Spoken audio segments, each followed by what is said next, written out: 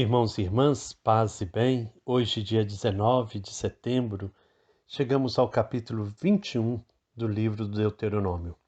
Vamos avançando na reflexão, no estudo desse livro que nos apresenta tantas contradições, mas é preciso a gente saber colher as pérolas entre os cascalhos. É preciso a gente ter sabedoria para compreender onde Deus fala em meio à fraqueza humana, em meio às nossas fragilidades.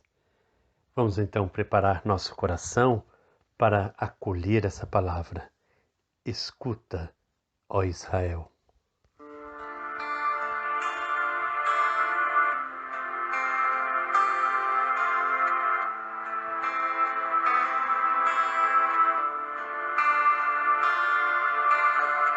Escuta, Israel, o Senhor é nosso Deus, é o Senhor. Escuta, Israel, o Senhor é nosso Deus, é o Senhor.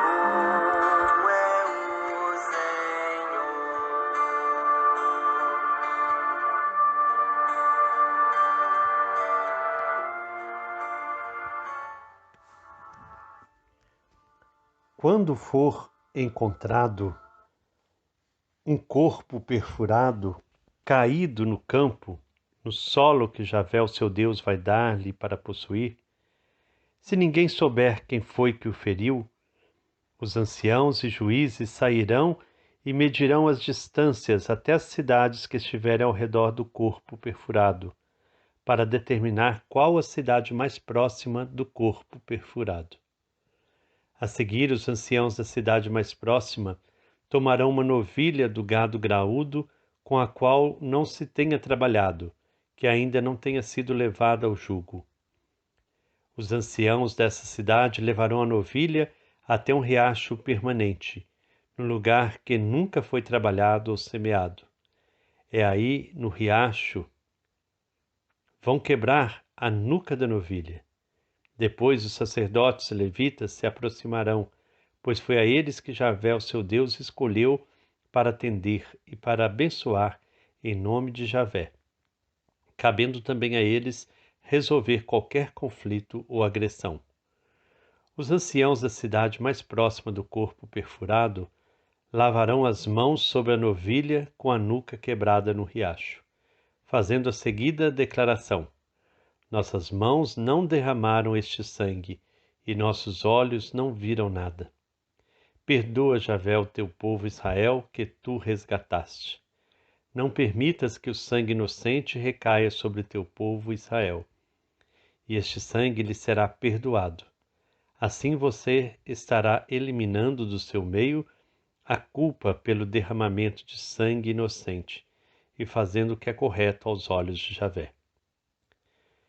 Quando você guerrear contra seus inimigos e Javé, o seu Deus, os entregar em suas mãos e você fizer prisioneiros, se você, ao ver entre eles uma mulher formosa, ficar apaixonado por ela e quiser tomá-la como sua mulher, deverá levá-la para o meio de sua casa, rapar-lhe a cabeça e cortar-lhe as unhas.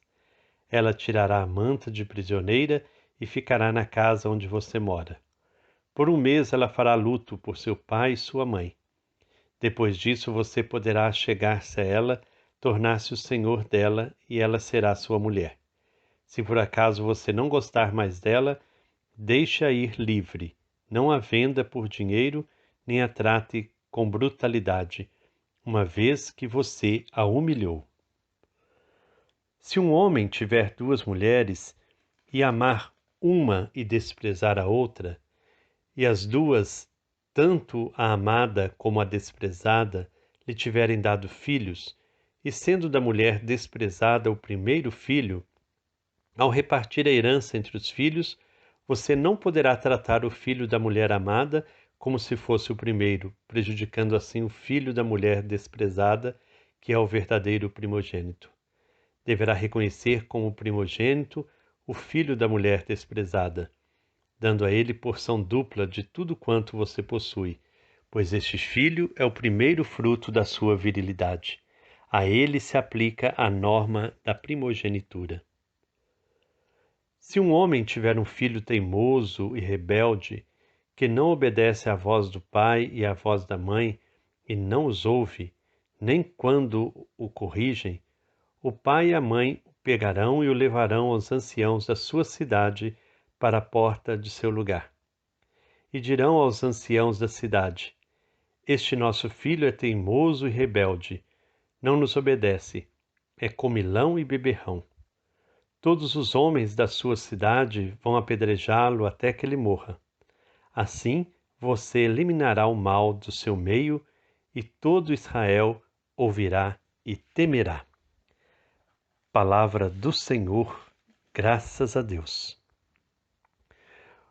Hoje, esta parte do capítulo 21 que nós ouvimos, ela de fato nos apresenta alguns temas que eram importantes naquele momento, naquela comunidade, naquela sociedade profundamente marcada pelo patriarcalismo.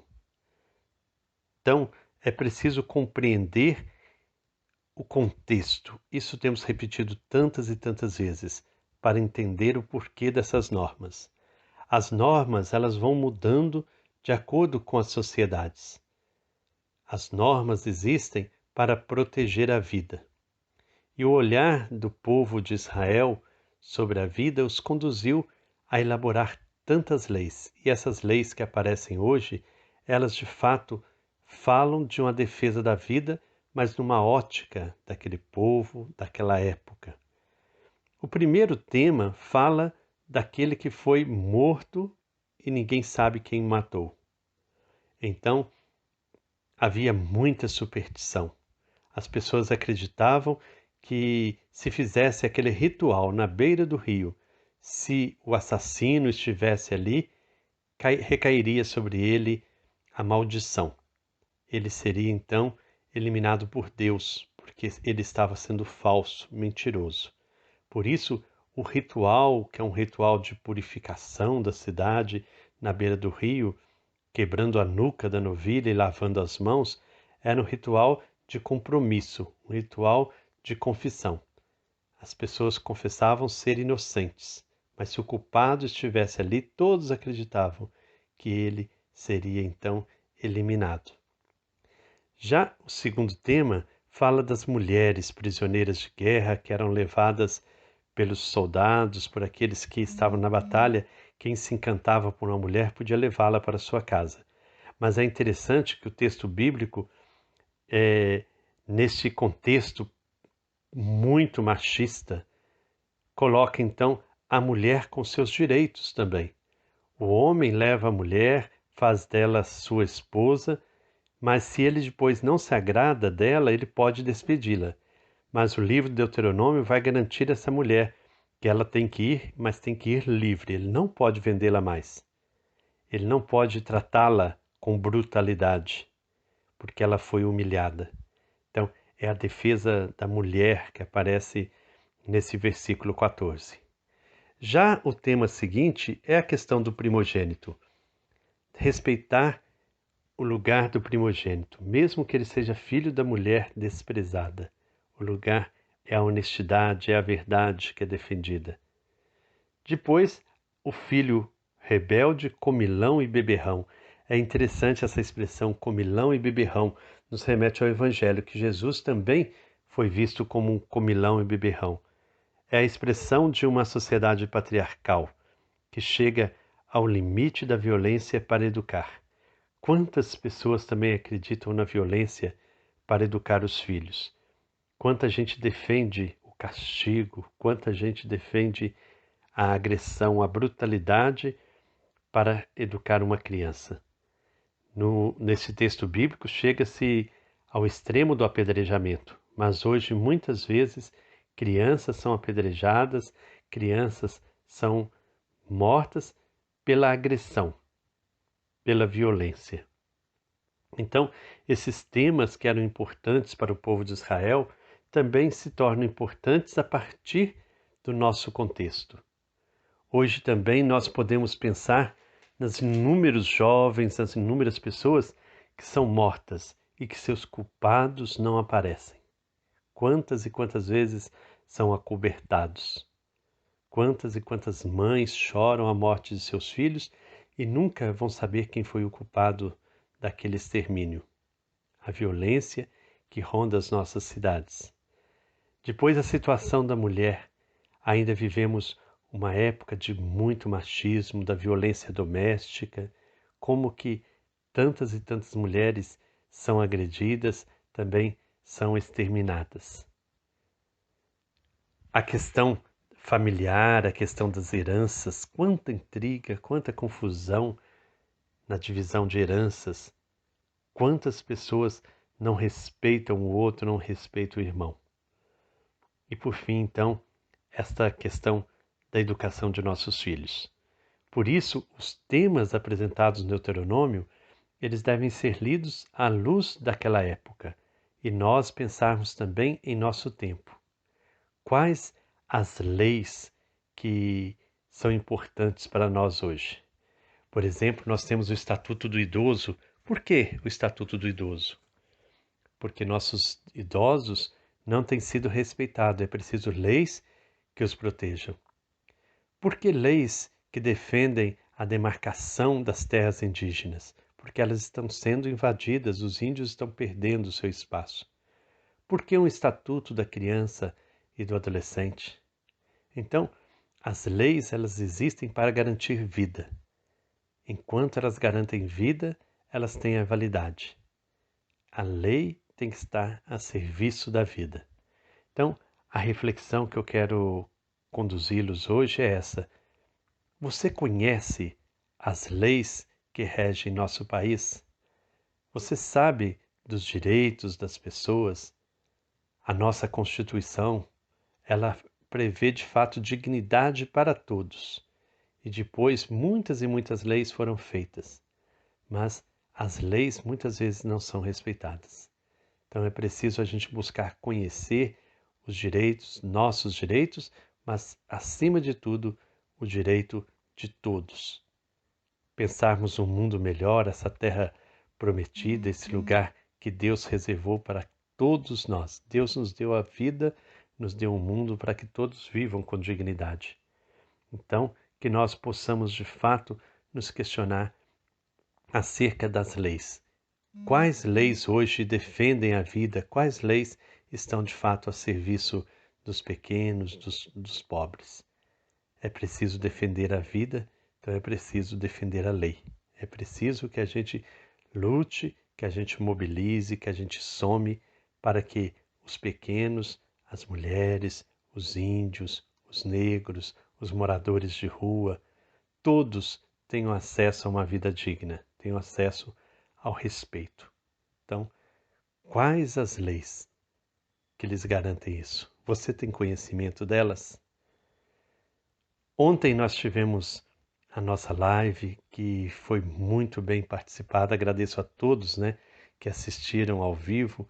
Quem não pôde assistir ao vivo, ela está disponível na nossa página, no nosso canal do YouTube. Então é só você entrar lá no YouTube, Franciscanos de Santa Maria dos Anjos, e assistir a live. Vale a pena, vai ajudar de fato a clarear a nossa visão do Deuteronômio. Então, fica o convite para quem ainda não assistiu, assisti-lo neste final de semana.